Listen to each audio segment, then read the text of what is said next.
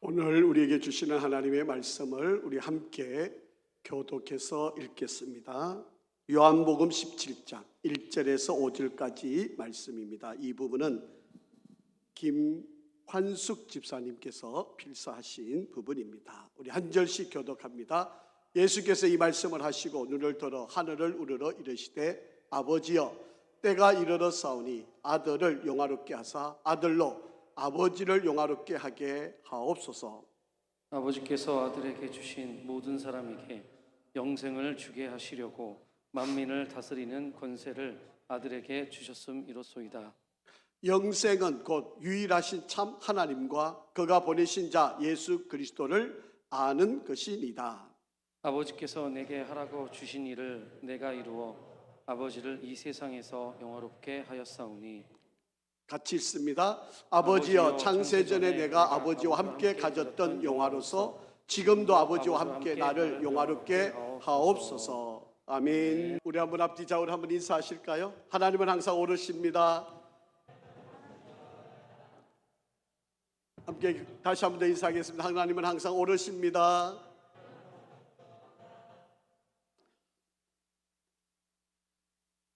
참 좋은 계절입니다. 또 열매가 또 아름답게 익어가는 아름다운 시간들, 우리에게도 또 여러분이 이 한 해 동안 열심히 달려와서 일어나 걸어가는 교회의 사명을 이루어왔 우리 귀한 성도들, 여러분에게도 기도의 역사 또 열매들이 함께하기를 진심으로 축복합니다.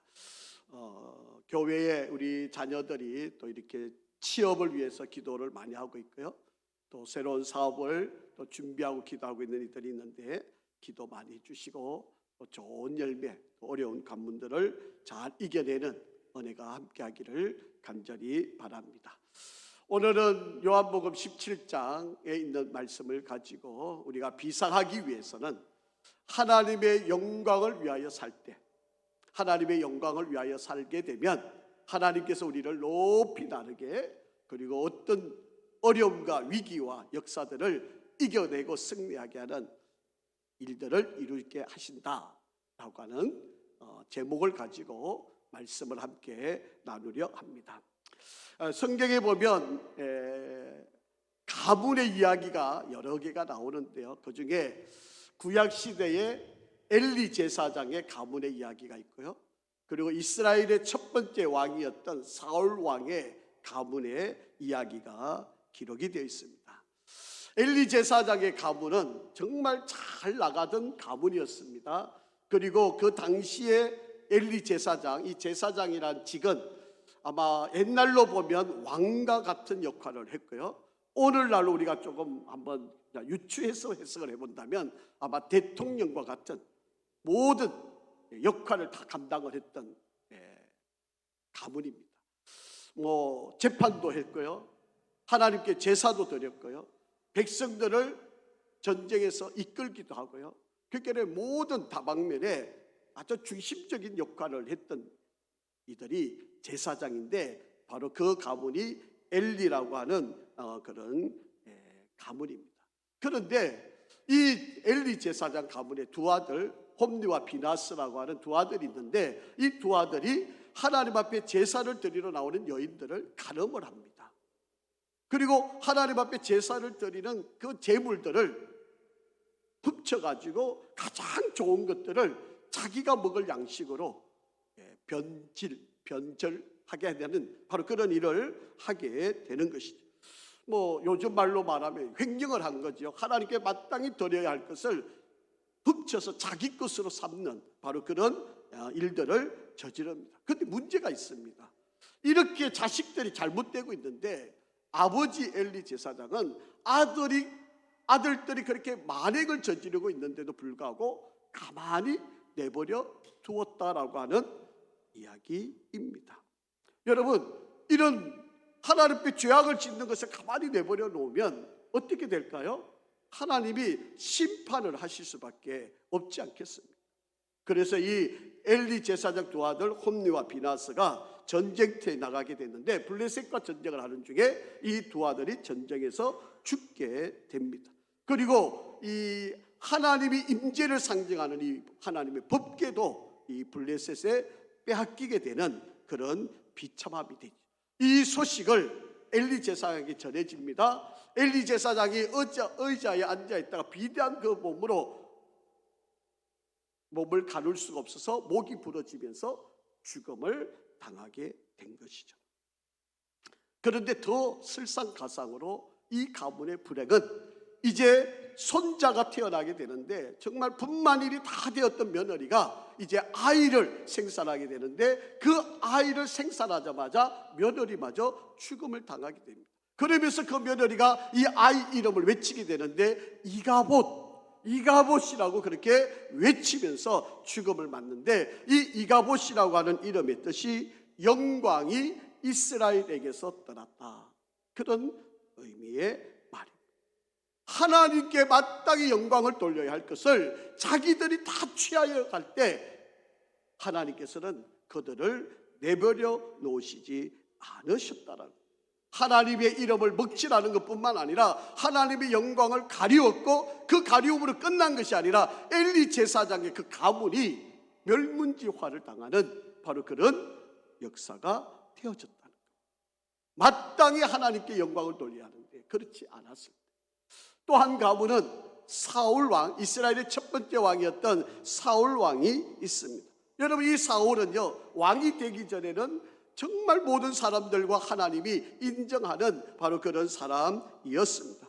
효심도 지극했고 하나님의 영으로 충만했고 예의 바르고 준수하고 뛰어난 용모뿐만 아니라 겸손하기까지 한, 그래서 하나님이 왕으로 세울 수 있는 그러한 은혜를 바로 그에게 베풀어 주었습니다. 그런데 문제는 왕이 되고 난 뒤에 180도로 사람이 바뀌게 되었다라고 하는 겁니다. 여러분, 다윗이 블레셋과 전쟁터에 나가서 승리를 하고 돌아옵니다. 아니, 자기가 가서 싸워서 이기지 못한 싸움을 다윗이 나가서 골리앗 장군을 물리치고 이겼으면 다윗을 축하를 해주고 내 대신에 싸워줘서 승리한 그를 이렇게 인정을 해줘야 되는데, 마음에 시기심이 들어가지고 그 다윗을 죽이지 못해서 마음에 안달이 나는 바로 그런 마음으로 변질이 되어버렸다라고 하는 것입니다. 또 전쟁이 일어났을 때 마땅히 제사장만이 하나님께 제사를 드릴 수 있는데, 이 제사장이 늦게 온다고 하는 이유 때문에 왕인 자기가 제사를 대신 드리게 됩니다. 이거는요, 하나님께 심각한 교만의 행위로 하나님이 여기셨다라고 하는 것입니다. 마땅히 하나님이 허락해 놓은 자리를 자기가 빼앗고, 심지어는 자기가 왕인 듯한, 하나님인 듯한 그런 행동과 결정과 판단을 바로 그가 했다라고 하는 이야기입니다. 어떻게 된지 아십니까? 그의 아들들이 전쟁터에 나가서 전사를 하게 되고 결국 사울 왕은 자살을 하게 되는 바로 그런 이야기입니다. 좋은 조건, 좋은 환경, 좋은 환경들을 하나님이 다 열어주셨음에도 불구하고 사울 왕의 가문이 멸문지화를 당하는 결과가 되었다는 거예요. 여러분, 앞에 엘리 제사장 가문, 그리고 이스라엘 첫 번째 왕이었던 사울의 가문, 공통점이 뭔지 아십니까? 왜 이들의 가문이 멸문지화를 당했을까요? 이유는 마땅히 하나님께 영광을 돌려야 할 것을 자기들이 취했기 때문에, 하나님께 영광을 돌려야 할 그들이 그 모든 것들을 자기 것으로 삼은 것 때문에 하나님께서 이들을 그냥 내버려 놓으실 수 없다라고 하는 이야기입니다.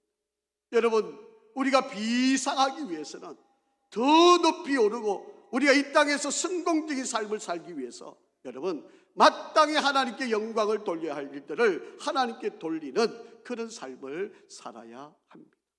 성경 한번 읽어보실까요? 이사야서 48장 11절 말씀입니다. 한번 같이 좀 또박또박, 이 구절은 중요한 구절이기 때문에 또박또박 한번 같이 읽어보시면 좋겠습니다. 시작. 나를 위하여 이를 이룰 것이라 어찌 내 이름을 욕되게 하리요? 내 영광을 다른 자에게 주지 아니하리라. 하나님이 분명히 말씀하셨습니다. 나는 나를 위해서 반드시 이룰 것이다. 내 영광을 다른 이들에게 주지 않을 것이다. 하나님께 마땅히 영광이 올려지고 드려지고 하나님께 나아가야만 하나님께서 그것을 기쁘게 여기신다라고 하는 이야기. 한 구절 더 읽어보겠습니다. 여러분, 사무엘상 30장입니다.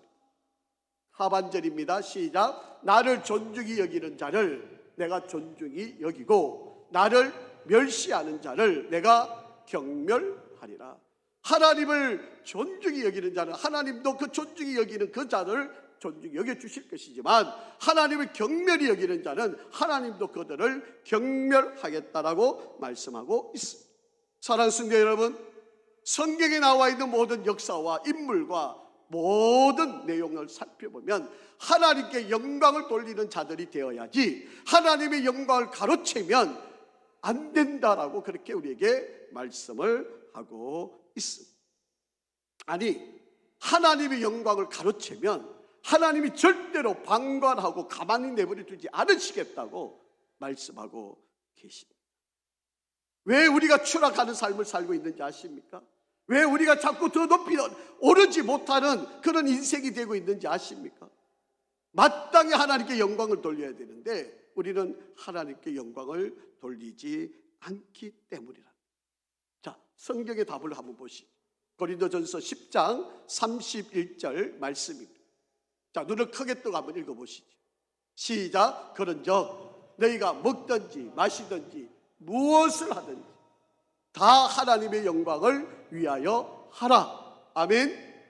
먹든지 마시든지 무엇을 하든지 다 하나님의 영광을 위하여 하라 라고 그렇게 분명히 우리들에게 말씀을 하고 있습니다. 하나님 우리에게 건강을 주셨을 때 이 건강을 가지고, 우리에게 신앙을 주셨으면 그 신앙을 가지고 부를, 지식을, 명예를, 출세와 성공을, 때로는 내가 몸이 아픈 그 아픔의 고통 가운데서도, 때로는 실패했을 때, 때로는 내가 상처를 입었을 때, 여러분 이 모든 것들을 가지고 하나님의 영광을 위해서 사는 것, 바로 이것이 우리의 삶이다라고 하는 것입니다. 여러분, 내가 꼭 성공해야만 하나님께 영광을 돌릴 수 있다고 생각하지 마시기를 바랍니다. 물론 내가 성공을 해서 하나님께 영광을 돌리지만 때로는 내가 실패했을 때, 여러분 때로는 내 몸에 병이 왔을 때, 여러분 내가 병이 들어왔을 때 이 병을 가지고 그냥 낙심하고 좌절하고 어떻게 원망하고 불평할 게 아니라 이 병을 통해서라도 여러분 같이 그 병으로 앓고 있는 사람들을 내가 찾아가서 위로할 수 있잖아요. 여러분 그 아픔을 같이 공유하면서 그들에게 복음을 전할 수 있잖아요. 여러분 내가 어려움을 당하고 사업이 힘들다고, 여러분 그게 절망의 이유가 아니라 오히려 그 상황에서도 하나님을 영화롭게 하는 바로 그런 우리 성도들이 되기를 간절히 바랍니다. 여러분 우리가 번듯한 대기업에 다녀야만 우리의 모든 삶이 하나님께 영광을 돌리는 것입니까? 그러면 저 중소기업에 다니는 사람, 아니면 저 조그마한 가게에 다니는 사람은 영광을 못 돌리는 겁니까? 그런 거 아니잖아요. 하나님이 저와 여러분에게 어떠한 형편, 어떠한 처지에 있어도 우리에게 주어진 이 환경에서 하나님께 영광을 돌려야 한다라고 하는 사실입니다. 여러분 만약에 큰 교회, 대형 교회만 하나님이 영광을 받으신다면 저 시골에 있는 여러분 자그마한 교회는 어떻게 되는 겁니까? 그런 거 아니잖아요. 내게 있는 그 형편, 그 환경, 그 여건, 그 속에서 하나님께 그래서 성경에 뭐라고 이야기합니까? 먹든지 마시든지 무엇을 하든지 다 하나님의 영광을 위해서 하라. 하나님이 우리 인간을 지으신 창조의 목적, 제1의 목적은 하나님의 영광을 위해서입니다. 자, 성경 한번 보실까요? 이사야서 43장 7절 하반절입니다. 시작. 내가 내 영광을 위하여 창조한 자. 저와 여러분은 하나님의 영광을 위하여 지음을 받은 존재라고 하는 사실을 잊지 마시기를 바랍니다. 자, 그러면 우리가 비상하려면 어떻게 해야 될까? 자, 첫째, 여러분 우리가 높이 창공을 오르고 성공적인 인생을 살려면 하나님께 모든 영광을 돌리는 삶을 살아야 한다라고 하는 것입니다. 오늘 본문은 요한복음 17장입니다. 여러분, 요한복음 16장까지는 예수님께서 공생애를 살아오시고 그 공생의 모든 사역들을 설명을 해놓은 것이 요한복음 16장까지예요. 요한복음 이 17장은요, 예수님이 이제 마지막 저녁에 내일 아침에 중대한 사명을 감당하기 위해서 마지막 겟셋마네 어느 곳에서 예수님이 하나님 앞에 기도하신 내용이 바로 이 요한복음 17장에 기록이 되어 있습니다. 그래서 일명 붙어있는 이름 가운데 대제사장의 기도, 그런 명칭이 바로 요한복음 17장에 붙어져 있습니다. 이 요한복음 17장은 예수님이 자기 자신을 위해서, 그리고 자기를 따르고 있는 제자들을 위해서, 앞으로 오게 되는 교회를 위해서, 그리고 온 인류를 위해서 예수님이 중보하시면서 기도하셨던 내용, 그래서 대제사장의 기도라고 하는 이름이 붙여져 있는 이름입니다. 여러분, 성경에 나와 있는 예수님의 기도 가운데 가장 긴 기도의 내용이 바로 이 요한복음 17장에 기록이 되어 있습니다. 예수님이 기도하시면서 제일 먼저 하셨던 기도 1절 한번 같이 읽어보겠습니다. 시작. 예수께서 이 말씀을 하시고 눈을 들어 하늘을 우러러 이르시되 아버지여, 때가 이르러 싸우니 아들을 영화롭게 하사 아들로 아버지를 영화롭게 하게 하옵소서. 아멘. 여러분, 1절에서 5절 오늘 읽은 이 본문 안에 보면 같은 단어가 나오는데요, 그게 바로 영화라고 하는 단어입니다. 여러분, 같은 말이 반복한다는 것은 중요하다는 이야기죠. 그렇기 때문에 이 예수님이 기도를 하시면서 영화라고 하는 단어를, 헬라 단어 독사라고 하는 단어인데 이것을 5번 썼습니다. 이 1절에서 5절 사이에 이 영화라고 하는 단어를 5번 썼어요. 그게 얼마나 중요한 의미를 갖고 있는지를 그 뜻을 보니까 높이다, 찬양하다, 존경하다, 영화스럽게 만들다 라고 하는 뜻입니다. 여러분, 예수님 그 자신이 하나님을 영화롭게 하는 것, 이것이 바로 자신의 뜻이라고 하는, 그것을 제일 먼저 지금 하나님 앞에 기도하고 있는 장면입니다. 지금 내가 하고 있는 이 모든 일, 여러분, 예수님이 저녁에 겟셋마네 동산에서 마지막 중보의 기도를 하고 있는 이 순간에 예수님이 내일이면 죽음을 맞이해야 되는 순간, 십자가를 지셔야 됩니다. 여러분, 이제 죽음을 앞에 둔 다음에 우리는 뭐라 그럽니까? 뭐 이제 다 끝났어, 뭐 이제 내가 할 게 없어, 그리고 절망하고 낙담하고 그냥 될 대로 되라 이러고 살고 싶은 것이 인간들의 본성 아닙니까? 그럼에도 불구하고 예수님은 마지막 그 순간에 겟셋마네 언덕에 올라서 예수님이 기도하신 겁니다. 오직 하나님이 영광 받으시기를, 하나님이 영광 받으시기를 지금 간절하게 예수님이 기도하고 있다. 여러분, 인간 같으면 어떤 생각 가지겠습니까? 하나님, 나 살려주십시오. 나 좀 더 살고 싶습니다. 나 좀 더 일하고 싶습니다. 이런 기도가 솔직한 인간적인 그런 기도가 아니겠습니까? 그럼에도 불구하고 예수님은 하나님이 영광 받으시기를 간절히 원한다고 기도를 하고 있습니다. 여러분, 예수님의 모든 삶의 초점, 그의 사역의 모든 방향은 하나님의 영광에 있습니다. 여러분에게 부탁합니다. 여러분, 사업을 하시든 공부를 하시든 직장을 다니시든 목회를 하시든 가정생활을 하시든 자녀를 가르치시든 여러분, 그 모든 여러분의 초점이 하나님의 영광을 위하여 쓰시는 받는 여러분이 되기를 바랍니다. 그럴 때 하나님은 우리를 높이 들어서 비상하게 만들어 주신다라고 하는 것입니다. 여러분, 내가 잘 되어도 하나님께 영광을 돌리고, 때로는 내가 실패하고 어려움을 당하고 문제가 있고 괴롭고 아프고 그런 일이 있어도 여러분, 하나님께 영광을 돌리시기를 바랍니다. 그게 우리 인간의 진면목입니다. 그게 바로 우리가 살아가야 할 이유입니다. 우리가 그럴 때 하나님께 영광을 돌릴 수 있습니다. 여러분, 예수님께서 기도를 우리에게 가르쳐 주시면서 맨 마지막에 우리의 기도 가운데 이렇게 설명을 해 주셨잖아요. 마태복음 6장 13절 말씀입니다. 마태복음 6장 13절 제일 마지막 갈로 쳐 있는 부분 한번 보실까요? 시작. 나라와 권세와 영광이 누구에게? 아버지께 영원히 있사옵나이다. 아멘. 여러분, 예수님이 우리의 기도를 가르치시면서도 모든 영광이 하나님께, 아버지께 다 올려져 가기를 간절히 바라고 있다라고 하는 이야기입니다. 여러분, 요한복음 12장 28절에도 아버지여, 아버지의 이름이 영화롭게 되기를, 영광이 되기를 간절히 바랍니다 라고 그렇게 간절히 기도하기도 했습니다. 예수님께서 오늘 예배드리는 우리들에게 이렇게 말씀합니다. 마태복음 5장 16절 말씀 같이 읽으실까요? 이같이 너의 빛이 사람 앞에 비치게 하여 그들로 너의 착한 행실을 보고 하늘에 계신 너희 아버지께 어떻게 해요? 영광을 돌리게 하라. 너의 모든 행실을 보고 하나님께 영광이 되게 하여라. 그렇게 권면을 합니다. 자, 그러면 우리가 어떻게 하나님께 영광을 돌릴 수 있을까? 오늘 본문에 보면 세 가지를 우리들에게 설명을 하고 있습니다. 하나님께 영광을 돌리는 방법, 하나님께 영광을 돌리는 길, 세 가지입니다. 자, 첫째, 여러분, 내가 누군지를 아셔야 돼요.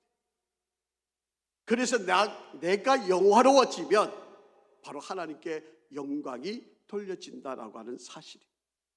자, 예수님의 기도 가운데 1절 하반절입니다. 자, 1절, 자, 같이 1절 시작. 아들을 영화롭게 하사, 예수님 자신을 이야기하는 거죠. 아들을 영화롭게 하사 아들로 아버지를 영화롭게 하게 하옵소서. 자, 이것을 좀 이해하려면 5절로 한번 더 가서 보시면 이해가 됩니다. 5절 시작. 아버지여, 창세전에 내가 아버지와 함께 가졌던 영화로서 지금도 아버지와 함께 나를 영화롭게 하옵소서. 여러분, 우리 예수님은요, 창세전에 하나님과 함께 계셨던 분이에요. 그래서 하나님과 함께 영화롭고 그리고 모든 인류 만물을 창조하신 바로 그분이십니다. 그러니까 예수님 자기 자신의 존재가 영화로운 존재라고 하는 것이죠. 다시 말씀을 드립니다. 저와 여러분도 하나님이 지으시고 창조하신 바로 그런 존재라고 하는 사실, 그게 내가 누군지, 예수님은 자기가 누군지를 분명히 알고 하나님의 뜻을 이루기 위해서 자기 자신을 온전히 드렸던 바로 그 예수님이 오늘 저와 여러분들에게 원합니다. 우리가 이 인생을 살아가면서 하나님께 영광을 돌리기 위해서는 너가 누군지, 내 자신이 누군지를 다시 한번 분명히 확인을 해라. 그래야 하나님께 영광을 돌릴 수 있다라고 그렇게 말씀을 하고 있어요. 여러분, 내가 누군지를 알아야 하나님 앞에 내가 담대하게 설 수 있게 되는 것 아니겠습니까? 하나님은 저와 여러분을 창조하시고요, 어떻게 말씀하셨어요? 만물들을 창조하실 때마다 좋았더라, 좋았더라, 좋았더라, 하늘의 해와 달을 지으시고 좋았더라 이렇게 말씀하셨고, 마지막에 인간을 창조하셨을 때는 심히 좋았더라. 하나님은 저와 여러분을 보시고 이 땅에 내어놓으셨을 때 심히 좋았더라 그렇게 바라보셨습니다. 하나님은 그렇게 우리를 여기시는 거예요. 여러분, 여러분은 이 세상에 그 어떤 누구와도 비교할 수 없는 좋으신 분이십니다. 하나님 앞에 귀한 값어치가 있는 존재라고 하는 것을 잊지 마시기를 바랍니다. 왜요? 예수님을 죽여서라도 여러분을 살려내신 존재, 예수님이 피 흘려서 우리를 대신해서 우리의 죄값을 예수님에게 다 지불하시고 그리고 저와 여러분을 구원해 내신 바로 그런 존재, 그러기에 하나님에게는 예수님과 바꾸어 놓은 존재이니까 얼마나 하나님이 귀한 존재. 여러분, 옛날에 양주동 박사라고 하는 분이 있었잖아요. 한글학자 중에. 이분이 어느 날 택시를 타고 갔는데 아마 택시 운전기사가 좀 거칠게 운전을 한 것 같아요. 그러니까 양주동 박사가 택시 기사 선생님에게 이야기를 이렇게, 지금 당신 차에 타고 있는 보배가, 한국의 보배가 있으니까 운전을 조심하라. 여러분, 지금 내가 그런 존재예요. 여러분, 내가 나이 들었다고 여러분 값어치가 떨어지는 거 아닙니다. 내가 좀 못 산다고 여러분 그게 값어치가 없는 게 아니에요. 하나님은 여러분을 하나밖에 없는 독생자 예수 그리스도를 십자가의 못을 박아 죽여서 여러분을 살려내고 건져내고 구원한 하나님의 백성이에요. 그러기에 우리는 하나님 앞에는 무엇과도 바꿀 수 없는, 세상의 모든 것과도 바꿀 수 없는 존재가 우리예요. 여러분, 그래서 여러분의 존재를 인식을 해야 나는 귀한 존재, 소중한 존재, 하나님 앞에 무엇과도 바꿀 수 없는 바로 그런 존재라고 하는 것을 기억을 하셔야 합니다. 여러분, 미국에서 이런 이름이 있는 황세계 빌 게이츠라고 하는 별명이 붙여져 있는 분이 있습니다. 시애틀의 한인의 억만장자라고 불려지는 분인데요. 이분이 폴 송이라고 하는 미국 이름을 가지고 있고요. 그리고 한국 이름으로는 송영욱이라고 하는 회장님입니다. 엘리스라고 하는 회사를 설립을 했는데 27살 나이에 부인과 함께 $1,000를 가지고, 그게 뭐 우리 돈으로 한 $1,000면 지금 한 140만 원 정도 되는 돈이죠. 이 140만 원을 가지고 정보 시스템 컨설팅 회사를 설립을 했습니다. 이름이 앨리스라고 하는 회사입니다. 그런데 10년이 지났을 때, 10년이 채 되지 못했을 때요, 직원이 900명이 되고 연 매출액이 1억 1천만 달러, 우리 돈으로 하면 1,500억이 넘는 그런 회사로 성장을 하게 되었습니다. 그분이 이렇게 회사가 성장한 것은 전적으로 우리 가족들이 하나님 앞에 기도한 것밖에 없다. 이제 이것이 그들의 지론입니다. 그분의 아버지는 목사님이셨고요. 그 어머니는 뭐 사모님이시겠죠. 그런데 사모님이니까 교회 사역을 하다 보니까 이 자식들을 돌봐줄 시간이 없었던 거예요. 그런데 어머니가 매일 자식들을 위해서 이렇게 기도를 했다고 합니다. 하나님 앞에 기도를 하면서, 하나님, 미국 주류 사회 속에서 성공을 해서 하나님과 한국의 이름을 빛내게 해 주십시오. 이 아이들이 내가 돌볼 수가 없으니까 하나님께서 이 아이를 축복해 주셔가지고 하나님과 한국의 이름을 드러내는 그런 존재로 이끌어 달라고, 그렇게 매일 축복하면서 기도를 했다라고. 그래서 하나님이 그 기도를 들으시고 바로 이들을 사용을 하셨다는 거예요. 그의 어머니가 간증을 해놓은 책이 있는데, 꿈을 가진 사람들의 세상이라고 하는 책인데, 한번 띄워주실까요? 이 책 속인데, 이 책 속에 보면 이런 이야기가 되어 있습니다. 언젠가는 세계 최대 기업을 일구어내 하나님께 영광을 돌리겠다. 이게 이들의 가족들, 그리고 특히 어머니가 자식을 두고 기도했던 내용입니다. 얼마나 감동적이고요, 얼마나 은혜가 되는 이야기인지 모릅니다. 단순히 돈 많이 벌어서 부자가 되고 세계적인 기업 빌 게이츠와 겨룰 만한 그런 기업이 되었다, 이게 자랑이 아니라 이들이 이렇게 된 것은 오직 하나님께 기도, 하나님의 영광을 위해서 내가 기도하니까 하나님께서 우리를 그렇게 사용을 하셨다라고 하는 거예요. 여러분, 우리에게 분명한 목적을 가지셔야 돼요. 내가 그냥 잘 먹고 잘 살겠다고 사업을 하는 거, 직장을 다니는 거, 공부하는 거, 이유가 안 됩니다. 그걸로는 여러분 먹고 살 수는 있겠죠. 그러나 성공할 수가 없어요.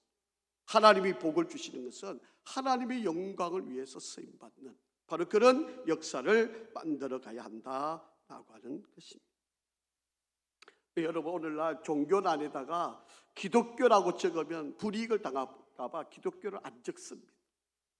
여러분, 점심시간에 다른 사람들 내가 교회 다니는 거 볼까 봐 식사 기도를 안 하는 분들이 얼마나 많이 있는지 모릅니다. 공개 석상에서 손가락질 당할까, 그냥 눈 한번 지거니 감고 기도 다 한 것처럼 넘어가는 바로 그런 일들이 얼마나 많이 있는지 모릅니다. 여러분, 예수님은 아들을 영화롭게 하셔서 아버지를 영화롭게 하는 데 쓰임받기를 원한다고 기도하시고 사명을 감당하셨다라고. 두 번째, 그래서 내가 누군지를 아셔야 되고, 두 번째는 내가 해야 될 일, 하나님께서 내게 주신 일이 뭐냐, 이거를 분명히 깨닫는 것입니다. 자, 4절 말씀 한번 보시죠. 시작. 아버지께서 내게 하라고 주신 일을 내가 이루어 아버지를 이 세상에서 영화롭게 하였사오니. 여러분, 예수님은 하나님이 자신에게 맡겨주신 일을 분명히 알고 그 일을 감당하셨던 분입니다. 여러분, 예수님의 일이 뭐였을까요? 하나님의 아들로 그냥 칭송받고 오병이의 기적을 일으키니까 사람들이 야, 저분은 대단한 선지자다, 존경받아라고 이 세상에 오신 겁니까? 아닙니다. 하나님이 예수님을 이 땅에 보내신 것은 온 인류의 죄를, 나 같은 죄인을 구원하라고 십자가를 지라고 하신 거예요. 그래서 예수님은 영광 받으시기도 한이 없으신 분이시지만 예수님이 이 땅에 오신 목적은 아버지의 뜻, 인류를 구원하는 십자가를 지는 것, 그것이 예수님의 사명이었다라고 하는 거예요. 그래서 여러분 1절에 보시면 때가 이르렀사오니, 때가 이르렀사오니, 그러니까 내일이면, 내일 아침이 되면 내가 십자가를 쳐야만 한다고 하는 사실을 예수님이 깨닫게 되셨다라고 하는 것입니다. 사랑하는 성도 여러분, 우리가 하나님께 영광을 돌리는 것이 바로 이것입니다. 내가 누군지를 알고 하나님께서 내게 부여하신 사명이 뭔지를 감당하여 가는 것, 바로 이것이 여러분에게 지금 주어져 있는 사명이 무엇입니까? 여러분 다니시는 직장에서 하나님이 왜 내가 이곳에 보내어 주셨는지를 알고 계십니까? 여러분 왜 이 교회에 부르셨고 이 교회에 여러분 직분을 주셨고 왜 여러분에게 이 때를 살아가게 하고 계시는지 그 사명을 알고 계십니까? 왜 우리가 2022년도를 살아야 하는지 하나님이 저와 여러분에게 이때의 삶을 허락하신 것을 깨닫고 계십니까? 미국의 유명한 흑인 가수인 마리안 앤더슨이라고 하는 여인이 있습니다. 여러분 이 사람은 천재적인 노래 실력을 가진 사람인데요, 23개국에서 명예 박사학위를 받았던 바로 그런 분입니다. 아이젠하워 대통령과 케네디 대통령 취임식 때 미국 국가를 독창을 했고요, 그리고 존슨 대통령으로부터 최고 훈장인 대통령 자유 메달을 받았던 분입니다. 40년 동안 찬양을 하면서 가수로 활동을 하셨던 분이에요. 그분이 은퇴를 하면서 마지막으로 남긴 말이 아주 감동을 줍니다. 이런 내용입니다. 나는 보잘것없는 노예밖에 될 수 없는 인간이었지만 하나님께서 나에게 아름다운 목소리를 주셨습니다. 그 때문에 내가 유명해진 것이지 결코 내가 한 것이 아닙니다. 그러므로 지금 나는 하나님께 명예와 찬양과 영광을 돌립니다. 그렇게 고백을 합니다. 사도 바울의 고백도 한번 들어보실까요? 고린도전서 15장 10절입니다. 시작. 그러나 내가 나 된 것은 하나님의 은혜로 된 것이니 내게 주신 그의 은혜가 헛되지 아니하여 내가 모든 사도보다 더 많이 수고하였으나 내가 한 것이 아니요 오직 나와 함께 하신 하나님의 은혜로다. 여러분 하나님께 쓰임받았던 사람들 몇몇을 보세요. 모든 영광을 하나님께 돌리지 않습니다. 그 시대에 그때에 하나님께서 주신 사명을 가지고 최선을 다했던 사람, 그 하나님의 영광을 이루는 바로 그들이었다라고 합니다. 세 번째, 내가 누군지를 알고 하나님이 내게 주신 사명과 목적을 깨닫고, 세 번째로는요, 사람을 구원하는 것, 우리에게 성령을 주셔서 영혼을 구원하게 하는 이 일을 감당하는 것이 바로 하나님을 영화롭게 하는 일이다라고 하는 것입니다. 여러분이 계시는 가정과 직장과 사업과 일터와 학교, 여러분 삶의 현장에서 하나님께 영광을 돌릴 수 있는 사람이 되기를 간절히 바랍니다. 그런데 그 영광을 돌린다고 하는 말은 바로 전도하라고 하는 이야기예요. 영혼을 구원해내라고 하는 이야기예요. 그들에게 영생을 가르쳐 주어라고 하는 거예요. 여러분 성경에 보면 이렇게 말씀하지 않습니까? 3절에 보니까 영생은 곧 아들에게 유일하신 참 하나님과 그가 보내신 자 예수 그리스도를 아는 것이니이다. 영생이란 말은 하나님을 믿게 하는 것, 그리고 우리의 구원을, 죄를 사하여 주시는 예수 그리스도를 믿게 하는 것. 이것이 바로 영생이다라고 그렇게 말씀을 하고 있습니다. 그렇기 때문에 여러분, 사람의 생명을 살려내는 것, 바로 이것이 바로 우리가 하나님께 영광을 돌리는 일이에요. 여러분, 하나님이 지금도 우리에게, 여러분, 봄과 가을, 그리고 지금은 제11자 행복 나누는 축제를 열고 있습니다. 여러분, 이것은 나와 아무 상관없는 일이 아니에요. 여러분, 한 생명을 두고 기도하고 그 영혼을 품고 인도하고 그 생명을 구원해 지옥 가야 할 그 영혼들을 우리가 건져내어서 구원하여서 하나님께로 데리고 올 때, 이것이 하나님을 가장 영화롭게 하는 일이라는 거예요. 아멘. 여러분, 이 일이 하나님을 영화롭게 하는 일이에요. 성경이 우리에게 분명히 가르쳐주고 있는 거 아닙니까? 여러분, 하나님이 이스라엘 나라를 제사장 나라로 삼으신 이유가 뭐예요? 바로 하나님께서 이스라엘을 통해서 온 민족이 구원받기를 원하는 거예요. 여러분, 아브라함을 하나님이 택하셔서 믿음의 복, 믿음의 조상이 되게 만든 이유가 뭐예요? 뭐 아브라함 가문 그냥 잘 먹고 잘 살아라고, 그리고 이스라엘 민족 만들어라고, 그거 아니잖아요. 아브라함을 통해서 하나님을 믿고 복을 누리는 것이 어떤 것인지, 그게 복이 흘러내려가서 모든 사람이 예수를 믿게 하는 것, 구원을 얻게 하는 것, 이것이 바로 아브라함을 택한 이유 아닙니까? 여러분, 이 세상에 70억이 넘는 76억이 살아가는 이 땅에서 바로 저와 여러분이 구원받은 이유가 뭘까요? 그냥 잘 살아라고, 돈 많이 벌어라고, 좋은 집 살아라고? 아닙니다. 여러분에게 하나님이 그런 환경을 주시는 것은 전도를 좀 하라고, 영혼을 살려내라고, 구원을 해내라고 하는. 자, 성경 한번 읽어보실까요? 요한계시록 1장 6절입니다. 시작. 그의 아버지 하나님을 위하여 우리를 나라와 제사장으로 삼으신 그에게 영광과 능력이 세세토록 있기를 원하는. 그의 아버지 하나님을 위하여 우리를 나라와 제사장 삼으셨다. 저와 여러분을 제사장 삼은 거, 그냥 왕같은 제사장 이거 누려라고 그렇게 이야기하는 거 아닙니다. 여러분, 제사장이란 말의 뜻은요, 다리를 놓는다고 하는 말이에요. 하나님과 세상 사이에 죄라고 하는 막힌 담이 있는데 그 사이를 연결하는 바로 그 역할이 제사장이에요. 이것이 너무 귀하니까 왕같은 제사장이라고 그렇게 표현을 하는 거예요. 제사장이 중요한 게 아닙니다. 그들을 구원해내는, 죽어가는 자들, 즉 지옥에 가고 있는 자들, 멸망의 길로 가고 있는 그들을 구원해내는 것, 이것이 바로 제사장이 있어요. 이것이 너무 귀하니까 왕같은 그렇게 표현을 하는 거예요. 성경 하나 더 읽어보겠습니다. 역대상 16장 23절에서 24절. 시작. 온 땅이여 여호와께 노래하며 그의 구원을 날마다 선포할지어다. 그의 영광을 모든 민족 중에, 그의 기이한 행적을 만민 중에 선포할지어다. 아멘.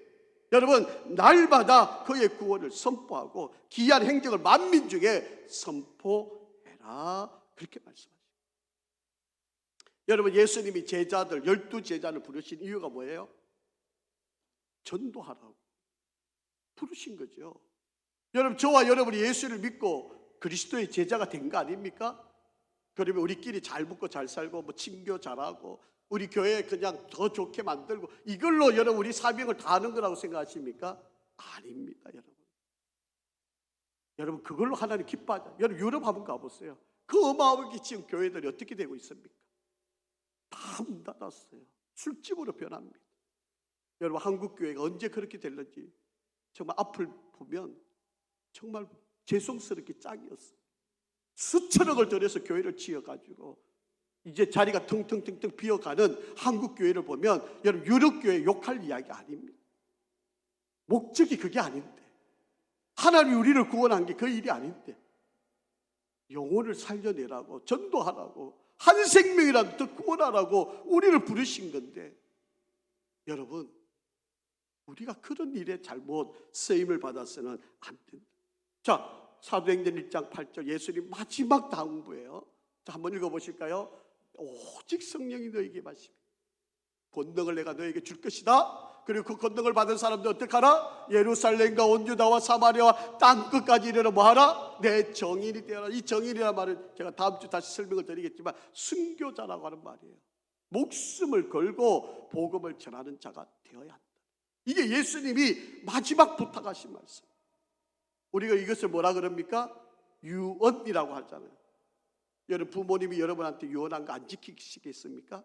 그러면 불효자입니다. 여러분, 부모님이 돌아가실 때 마지막으로 나에게 하셨던 말이 뭔지를 기억하십시오. 그리고 그것을 반드시 지켜야 돼요. 예수님이 우리에게 마지막으로 부탁하시고, 내가 성령을 너에게 보내줄 것이다. 그러면 너희가 큰 권능을 받게 될 것이고, 예루살렘과 유다와 사마리아 땅끝까지 목숨을 걸고 정인 순교자가 되어 달라. 이게 예수님이 부탁하신 말씀이에요. 여러분, 혹시 기억이 나실는지 모르는데 옛날에 한국의 국악기 대부 박동진, 혹시 기억하십니까? 저도 아주 어릴 때 봤던 분들이라 가물가물하지만 이렇게 자료를 쭉 찾아보니까 이분이 장로님이셨더라고요. 여러분, 이 판소리를 하시는 분이니까 원래는 당연히 불교인이죠. 한이 설에 있는 분이니까 이게 판소리를 하신 분인데, 이분이 어느 날 판소리를 이렇게 열심히 하셨는데 기독교 방송국에서 이분을 한번 초청해서 성탄절날, 그래가지고 이분을 초청해서 이제 판소리 공연을 하게 됐는데요, 왠지 모르게 하나님의 은혜가 임한 거예요. 여태까지 그냥 불교로 살아오고 판소리 하면서 돈 벌어 왔던 이분인데, 그 방송국에서 판소리로 이제 찬양가, 그래도 이게 판소리로 찬양할 게 없으니까 아마 일반적인 판소리를 했겠죠. 그런데 이 기독교 방송국 안에서 했으니까 이게 막 성령이 물밀듯 밀려오는 감동이 있습니다. 그때부터 이분이 예수 믿기로 작정합니다. 그 다음부터 이분이 살아있는 30여 년 동안 판소리로 복음을 전하는 사역을 감당합니다. 그 교회 나가셨고 장로님까지 되셨던 분이에요. 내가 지금 돌아보니까 이 모든 게 하나님의 은혜였는데, 내가 그걸 모르고 어리석게 이 판소리로 인생의 한을 다루면서 살아온 너무 부끄러운 그런 인생을 살아온, 그러면서 자기가 마지막 유언을 남기는 말이 있습니다. 제자들을 가르치기 위해서 전수관이라고 하는 것이 만들어놨고, 이제 거기에서 배움을 갔는데 그 뒷뜰에 약 500평 정도 되는 땅이 있었어요. 그때 이 박동진 장로님이 제자들하고 가족들에게 유언을 남겨, 내가 죽으면 이 땅에다가 선교사님들을 위해서 안식관, 그리고 은퇴하신 목사님을 위해서 좀 편히 쉴 수 있는 안식관을 좀 지어달라. 그리고 이 전수관에서 공부하는 모든 학생은 반드시 예수를 믿는 이들만 와야 된다. 그래서 여기서 배운 사람들이 판소리를 통해서 세계적으로 복음을 전하는 바로 그런 일을 하면 좋겠다. 이게 마지막 유언이에요. 여러분, 판소리 하는 사람도 예수를 믿고 구원을 받아서 마지막 목숨이 다하는 날까지 하나님의 영광을 위해서 사셨다. 사랑하는 성도 여러분, 나의 말과 삶과 업적과 인격과 가족과 모든 것을 통해서 예수 그리스도를 전하는, 그래서 하나님께 영광을 돌리는 삶이 되기를 간절히 바랍니다. 여러분, 행복 나눔 축제 이제 2주 남았습니다. 2주 동안 여러분 방관자로 있지 마시고 어찌하든지 여러분 한 영혼을 품고 여러분 이 영혼을 위해서 기도하시고, 여러분 아마 그날 안 오려고 그러겠죠. 또 핑계 대겠죠.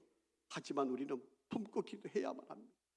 여러분, 오고 안 오는 게 중요한 게 아니라 우리가 그렇게 하는 것이 하나님께 영광을 돌리는 일이기 때문에. 자, 성경 한 구절 마지막 읽겠습니다. 다니엘서 12장 3절 말씀입니다. 같이 한번 읽으실까요? 시작. 지혜 있는 자는 궁창의 빛과 같이 빛날 것이요, 많은 사람을 옳은 대로 돌아오게 하는 자는 별과 같이 영원토록 빛나리라. 아멘. 여러분, 천국 가면요 어떤 사람이 가장 높은 자리에 있을까요? 예? 좀 크게 이야기 좀 하세요. 여러분, 천국에 가면 누가 제일 하나님 우편에 앉아 있을 것 같아요? 예, 여러분 다 파셨잖아요. 천국에 가서 저 끝자리에 있고 싶으세요? 천국에 제일 주님 가까이 있는 사람은 전도한 사람, 하늘의 별과 같이 빛난다고 그러잖아요.